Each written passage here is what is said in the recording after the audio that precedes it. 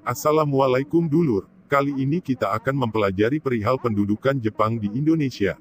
Negeri para wibu dan anime ini pernah menguasai negeri kita tercinta loh. Tepatnya tahun 1942 sampai 1945. Lalu, mengapa kok disebut pendudukan?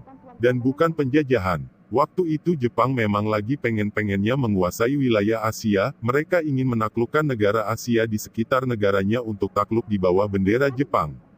Nah, latar belakang mengapa kok Jepang bernafsu menguasai Asia adalah dikarenakan Jepang sedang terlibat dalam Perang Dunia Kedua. Selain itu, Jepang waktu itu juga ternyata mampu mengalahkan Rusia dalam perang. Hal itu menjadi alasan dan pendorong agar negara Asia bangkit bersama dengan Jepang. Untuk mendapatkan simpati dan dukungan, Jepang datang ke negara Asia dengan simbol 3A.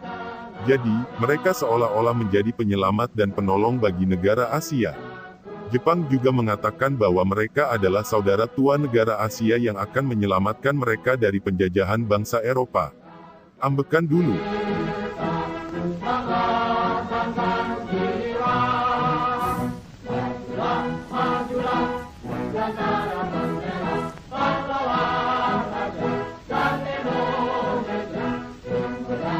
Di Indonesia sendiri, kedatangan Jepang didukung sebuah ramalan dari Raja Kediri yang meninggal 1 abad yang lalu, yaitu Jayabaya.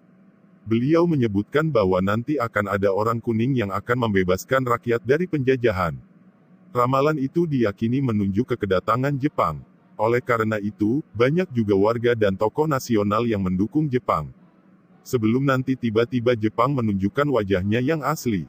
Beberapa bulan setelah mengusir Belanda, Jepang mulai menunjukkan tujuannya, yaitu membuat barisan militer seperti Keibodan, Fujinkai, Heiho. Kemudian membuat kebijakan Tonarigumi dan juga membentuk MIAI. Kemudian ada juga kebijakan Jepang yang menimbulkan pemberontakan, seperti upacara Seikerei, kerja Rodi, dan juga perekrutan Jugun Ianfu. Dan untuk mendukung suplai makanan tentaranya di Perang Dunia, seluruh makanan dan pakaian di rumah warga dirampas. Hal ini yang membuat rakyat Indonesia pada waktu Jepang lebih menderita meskipun hanya 3 tahun. Barulah di tahun-tahun terakhir Jepang di Indonesia, Jepang mulai terdesak dalam Perang Dunia. Sehingga memberikan janji kemerdekaan kepada Indonesia agar rakyat Indonesia masih mau membantu Jepang dalam perang. Untuk memenuhi janjinya, Jepang memanggil tokoh-tokoh penting di Indonesia dan mendirikan BPUPKI di bawah pimpinan Rajiman Widyodiningrat bulan Maret tahun 1945. Tugasnya yaitu mempersiapkan kemerdekaan Indonesia seperti membuat dasar negara.